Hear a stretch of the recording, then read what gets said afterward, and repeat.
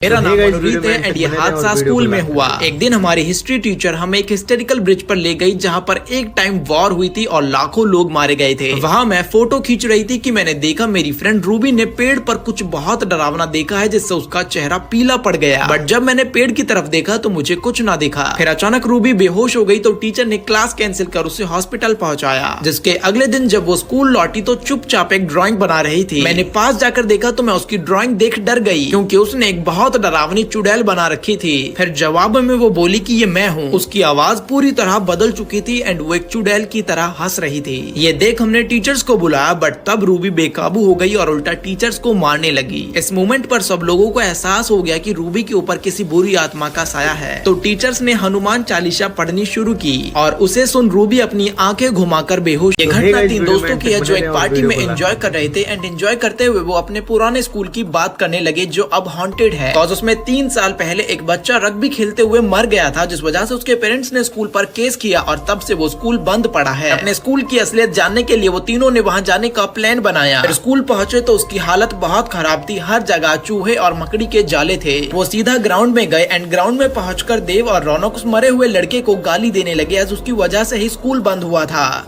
अचानक वहाँ कोहरा आ गया और सब कुछ दिखना बंद हो गया। उसे सिर्फ ग्राउंड में 2 लाल आंखें दिखी जिन्हें देख वो डर गया मगर वो अपने दोस्तों को अकेला नहीं छोड़ सकता था तो वो भी ग्राउंड में गया। फिर ग्राउंड में आने पर उसने देव को जमीन पर लेटे हुए देखा। उसके पास एक रग्बी ड्रेस में प्लेयर बैठा था। आवाज लगाने पर उस रग्बी प्लेयर ने अपनी गर्दन 180 डिग्री घुमाई और ये कारनामा देख अर्चित मौके पर बेहोश हो गया। जिसके 3 दिन बाद उसकी आँख खुली और उसने खुद को हॉस्पिटल में पाया। एज पेरेंट्स ने फोन के GPS से उन्हें ढूंढ लिया था एंड सैडली उसके दोनों दोस्त देव और रौनक स्कूल में हार्ट अटैक से मारे गए। ये कहानी है मेरे भूत या सपने की जो रोज रात मुझे आता। सो सपने में हमेशा मैं एक काले इंसान के साथ झूले पर बैठता। उसकी एक अजीब भाषा थी जो मुझे थोड़ी थोड़ी समझ आती और सपने में कभी भी अचानक से रात हो जाती एंड रात होते ही वो आदमी चिल्लाते हुए भाग जाता। एज वहाँ बड़े बड़े कान खजूरे आने लगते। वो मेरे पास आते इससे पहले वो आदमी चिल्ला कर मुझे नींद से जगा देता। ऐसा कुछ दिनों तक चला कि एक दिन वो आदमी मुझसे खुलकर बात करने लगा एंड बातों में हम इतना खो गए कि अचानक जब रात हुई तो वो भाग ना पाया और वो कान खजूरे बहुत नजदीक आ गए। वो दिखने में बहुत बड़े और खूंखार थे। काले इंसान को देख सबसे पहले उन्होंने उसे दबोच लिया और मेरी आंखों के सामने चबा चबा कर उसे खा गए। और फिर जैसे ही उनमें से एक ने मेरा हाथ दबोचा तो मेरी आंख खुल गई। नींद से जगने पर मेरे हाथ में बहुत दर्द हो रहा था तो मैं डॉक्टर के पास गया एंड पता चला कि मेरे हाथ में फ्रैक्चर है जो हो न हो सपने की वजह से ही था। फिर कुछ टाइम तक मुझे सपने न आए और जब दोबारा सपना आया तो इस बार मैं सपने में अकेला था एंड अब जैसे ही रात होने पर कान खजूरे मेरे पास आते तो मैं खुद ब खुद नींद से जग जाता। मेरा नाम आलोक है एंड ये घटना पिछले हफ्ते की है जब मेरी मॉम टीवी देख रही थी एंड मैं फ्री फायर खेल रहा था कि तभी अचानक मेरी मॉम खड़ी हुई और खिड़की से बाहर झांकने लगी। तब उन्होंने बताया कि बाहर 2 नशेड़ी घूम रहे हैं कि तभी उनमें से एक ने मेरी मॉम को देख लिया और दरवाजा खटखटाने लगा। वो चिल्लाकर जबरदस्ती दरवाजा खोलने लगा तो हम सब डर गए एंड मेरी मॉम ने तो पुलिस को भी कॉल कर दिया कि तभी दूसरे नशेड़ी ने उसे बुलाया और वो लोग सामने वाले स्टोर में घुस गए। वहाँ से उन्होंने कुछ बियर कैंस लूटी और गाड़ी में बैठकर निकल गए। तो मैं आज भी ये सोचता हूँ कि अगर वो दरवाजा खुल जाता तो वो नशेड़ी मेरी मॉम के साथ क्या करते।